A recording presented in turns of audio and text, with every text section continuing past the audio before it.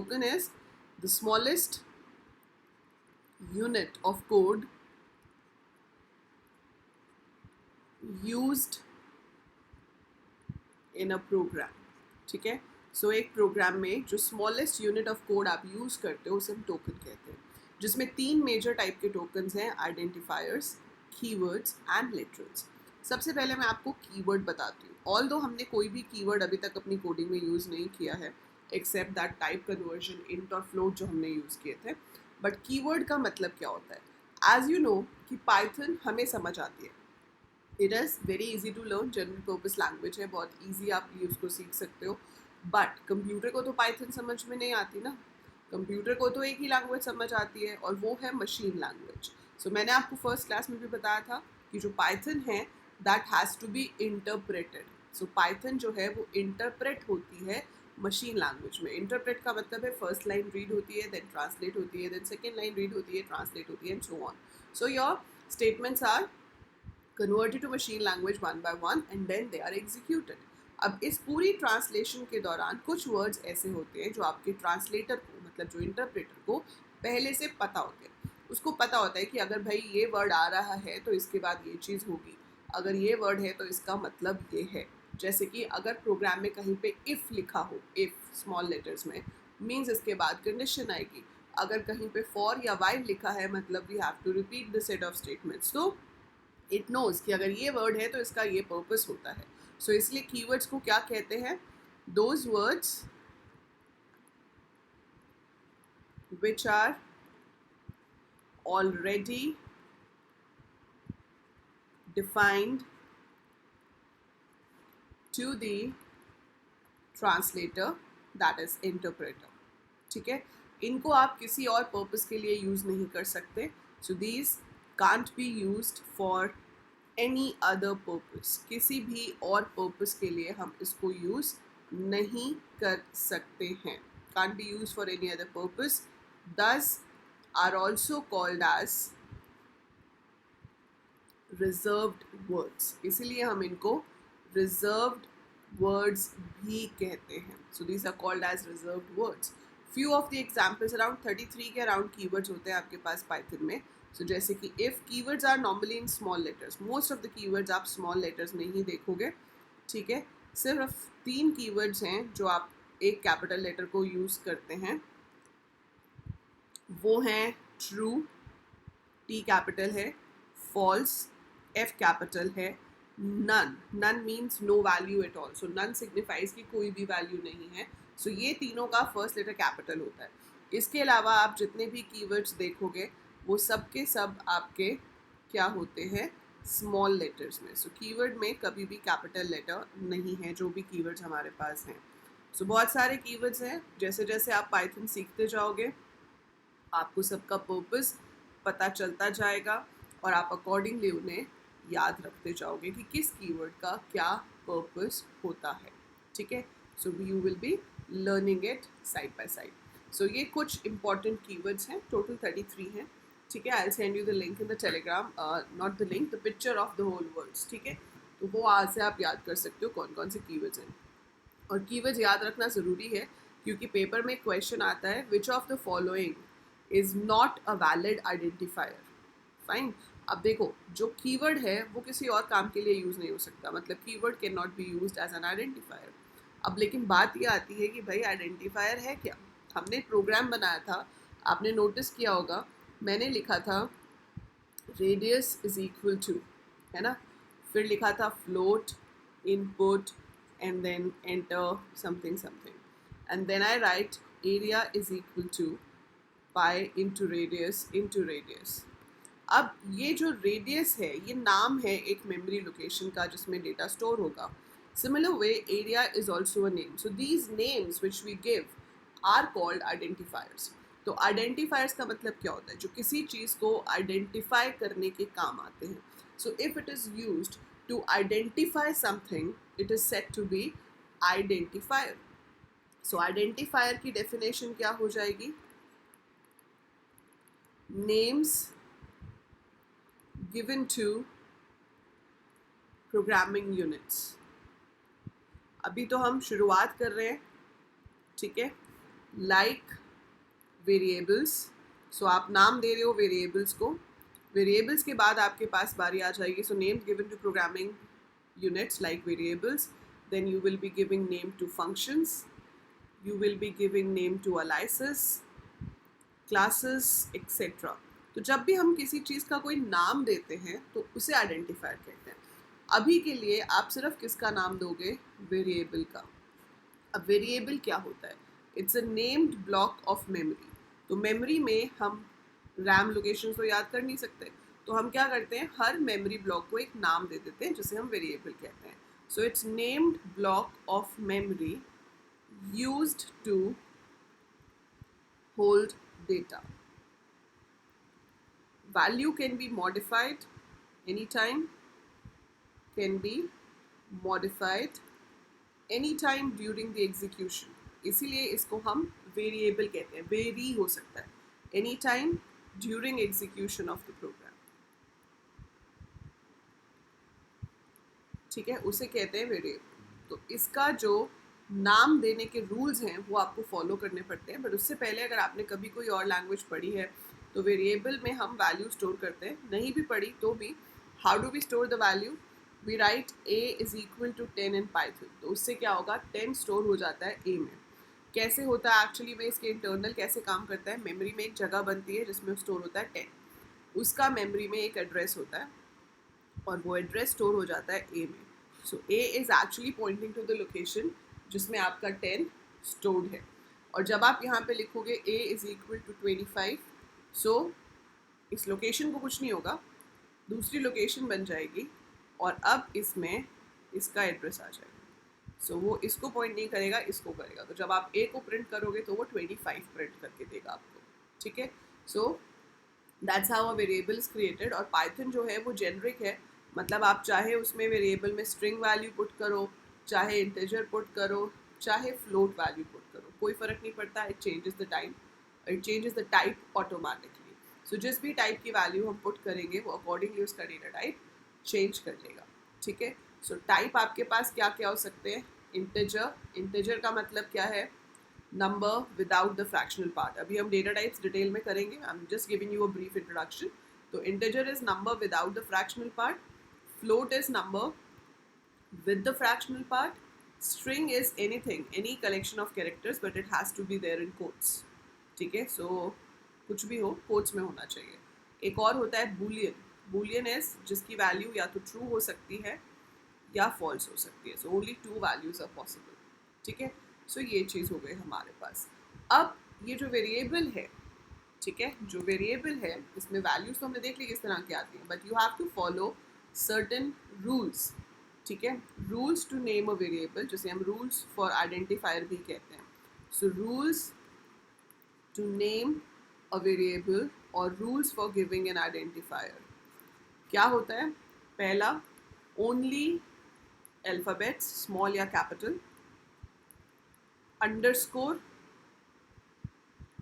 is the only symbol and digits are allowed. इसके अलावा कोई और सिंबल या स्पेस हम यूज़ नहीं कर सकते हैं।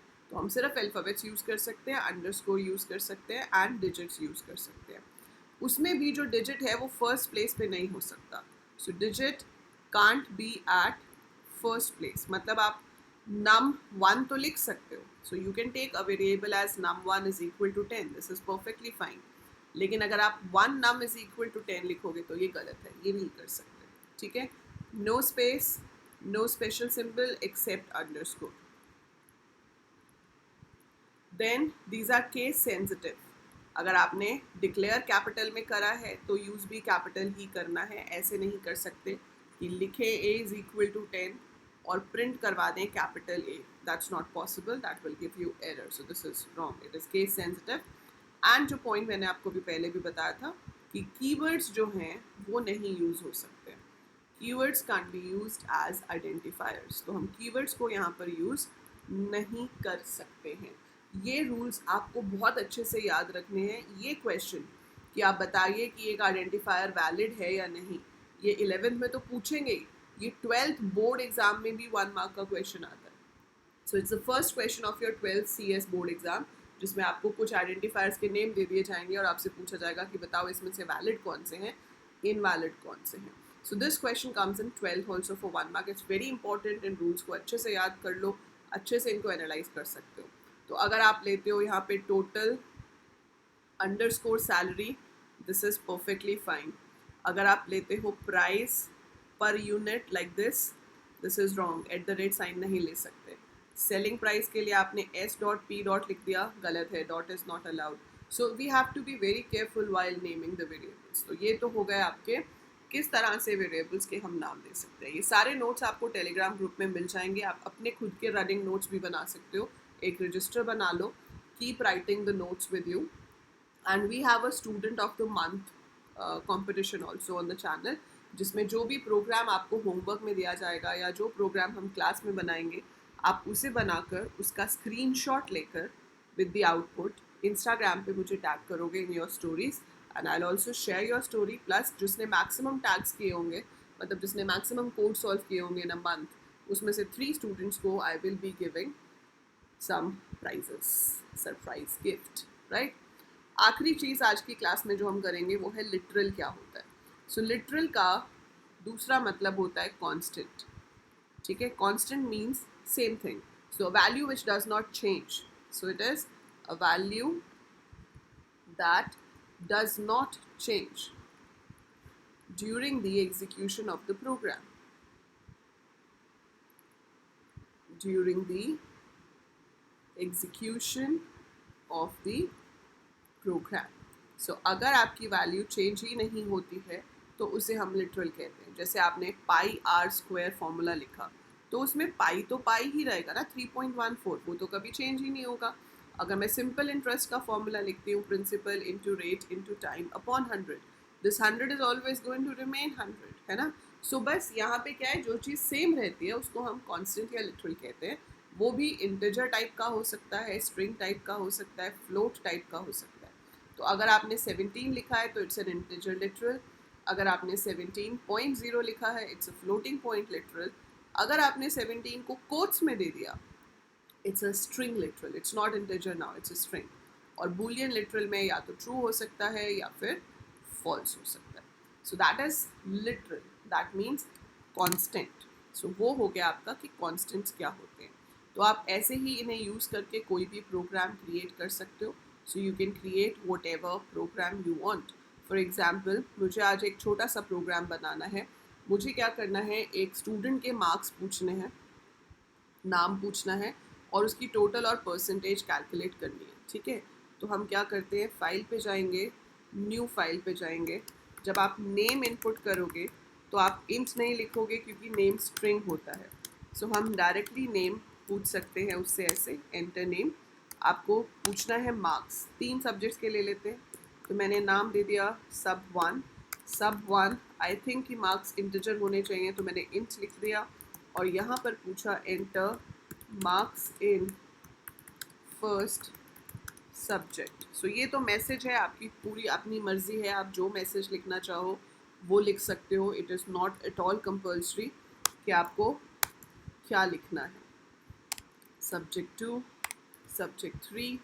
सो enter marks in second subject, enter marks in third subject, and then you want to get the total. तो आपने यहाँ पे लिखा टोटल इज इक्वल टू सब1 प्लस सब2 प्लस सब3.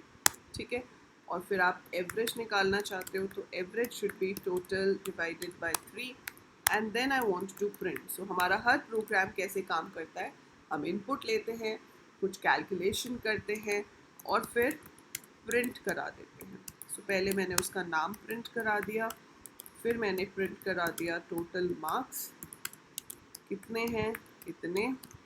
फिर मैंने प्रिंट करा दिया कि एवरेज मार्क्स कितने हैं, इतने. I save this. So when I save this with the name n1 and then I am going to execute this program. अब वो मुझसे क्या पूछेगा, enter name. I enter Anjali. First subject में 90 है, 95 है, 98 है. So name is Anjali, total marks 283 and average marks जो हैं वो है 94.333. अब ये बहुत सारे डेसिमल प्लेसेस तक दिखा रहा है, इसको कम कैसे करते हैं बाद में करेंगे। अभी आप सिर्फ इसी पे फोकस करोगे। तो आपको क्या करना है, ऐसे ही एक प्रोग्राम बनाना है, अपनी स्क्रीन्स को ऐसे लगाओ, देखो है ना, इधर प्रोग्राम दिख रहा है, इधर आउटपुट दिख रहा है, आपके में जैसे भी दिख रहा होगा इसका आप लेंगे स्क्रीनशॉट और इसको आप पुट करेंगे अपनी इंस्टा स्टोरी में, टैग करेंगे मुझे @AEC_computer_education। So AEC_computer_education, right? So tag me at this Insta ID and in your story, जिसके मैक्सिमम टैग्स होंगे इन अ मंथ। ऑब्वियसली प्रोग्राम्स वही होने चाहिए जो मैंने बनवाए हैं या जो मैंने होमवर्क में दिए हैं, ये नहीं कि कहीं से भी लेके डाल दोगे, ठीक है। So whichever we have done in the class और I have given you in the homework, so you have to do that and put it in the story. अब होमवर्क में आप ट्राई कर सकते हो, एक तो ये कंसेप्ट अच्छे से रिवाइज करोगे, और जैसे मैंने ये मार्क्स का बनाया है, पिछली बार हमने बनाया था एरिया ऑफ ए सर्कल का, मैंने आपको होमवर्क में दिया था एरिया ऑफ रेक्टेंगल का, area and parameter of rectangle का। तो आप आज एक और प्रोग्राम ले सकते हो, दैट इज लेट्स से कि मैंने एक शॉप से एक प्रोडक्ट खरीदा, ठीक है। तो आपने प्रोडक्ट का नाम इनपुट करवाना है, जैसे प्रोडक्ट का नाम है बुक और उसकी कॉस्ट पूछनी है, कॉस्ट है 200 रुपये। आप पूछोगे कितनी बुक्स खरीदी, मैंने बोला 2, सो कॉस्ट है 200, क्वांटिटी है 2, तो अमाउंट कितना हो जाएगा 400 रुपीज़। तो आपको प्रिंट कराना है कि कॉस्ट और क्वांटिटी एंटर करने के बाद अमाउंट पेएबल कितना है, that's your homework. I hope आज के टॉपिक्स आपको क्लियर हैं। इफ़ येस तो लाइक बटन पे क्लिक करना बिल्कुल भी नहीं भूलेंगे, है ना, और इसको शेयर करेंगे अपने सारे फ्रेंड्स के साथ। अगर आपके फ्रेंड्स अभी डाउट में हैं कि CS लें या ना लें, IP लें या ना लें, तो आप उनके साथ भी शेयर कर सकते हो एंड टेल देम कि देखो कोडिंग ऐसे होती है, so that they can get an idea कि पाइथन में एग्जैक्टली होता क्या है and they can make up their mind. And believe me, अगर आप मेरी वीडियोस फॉलो कर रहे हो, हफ्ते में 3 दिन पढ़ना है आपको, सिर्फ आधा घंटा, आधे से पौना घंटा, ठीक है। And this subject will help you get 100 out of 100 in this 11th में भी 12th में भी, right. So this is a very scoring subject and futuristic भी है, आगे को देखकर बहुत ही ज़्यादा यूज़ आने वाला सब्जेक्ट है। So do take it and do suggest your friends to take it. Schools अभी खुलेंगे, कुछ लोगों के खुल चुके होंगे, तो अभी भी आप सब्जेक्ट चूज कर सकते हो। सो गो फॉर CS और IP एंड या subscribe the channel and share it as much as you can, सारे फ्रेंड्स के साथ शेयर करो and I am waiting for your answers on the insta stories. Bye for now, take care all of you.